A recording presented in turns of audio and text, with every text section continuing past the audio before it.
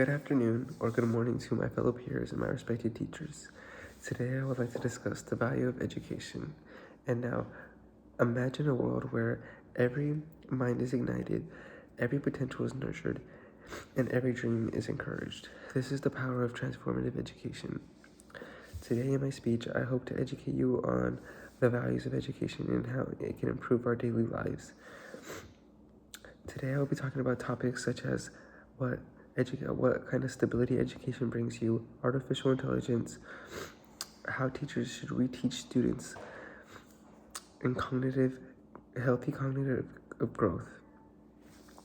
Starting off with my first source, in a blog from GCU, Grand Canyon University, published July 7, 2023, from the Teaching and School Administration, education provides stability. As stated in the text, your education will never be taken away from you.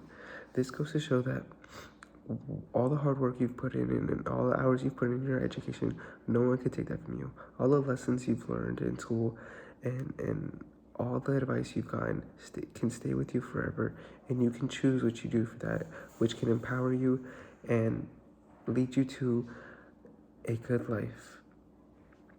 Next, moving on to my second topic, artificial intelligence. I'm sure all of us know AI and artificial intelligence has been taking over, and not just social media, but education. Artificial intelligence is everywhere in education. The syllabuses have been remade. Teachers are no longer able to use the same syllabus they've been using for decades because of artificial intelligence. Artificial intelligence can be used as a tool, and also it can be used to hurt a lot of students. Becky Supino is a senior writer for the Chronicle of Higher Education. She states in her article that how ChatGPT has changed teaching forever.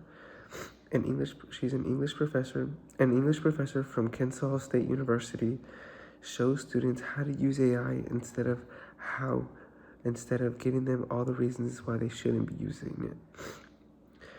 Teachers who just bash on AI and threaten their students that they are going to get kicked out of universities are deteriorating kids and their studies.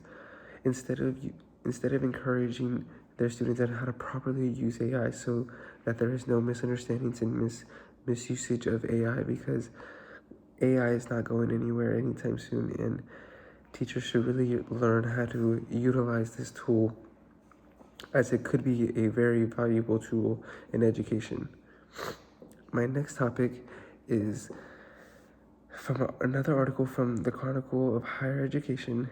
Emily J. Isaacs is an executive director at Montclair University. It's time to start teaching students how to be students. Throughout the last few years and throughout the pandemic, kids have forgot how to be students. And what I mean by that is kids' study habits were ruined, kids' attention spans were ruined, and many more things. And some teachers forget about that and expect kids to just be able to jump back in the swing of things.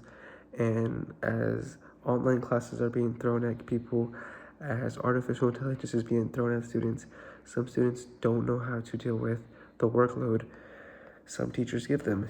And instead of just piling work on students, teachers could take a second for a few times out of the week and help kids understand how to get back into being a student and build proper routines and build proper study habits, and not just throw work and essays right at their faces. Moving on to my fourth source. This is an article from Nessa Theodore, who goes to explain the high school dropout dilemma in America.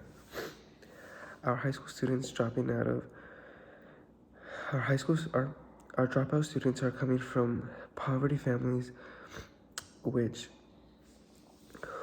don't find education or school to be the most beneficial for them.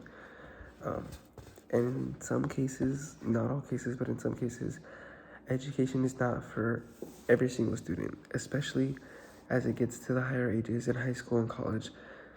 education will not always be for everyone, which is okay. There are many paths and many ways of life to be successful without education.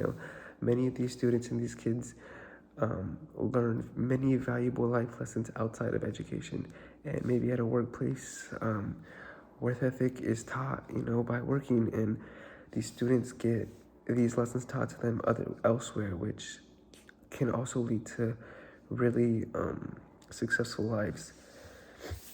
And finally, moving on to my last my last piece of evidence is from Stanford Medicine and a group of researchers at the University of Stanford. This is cognitive growth in our young kids.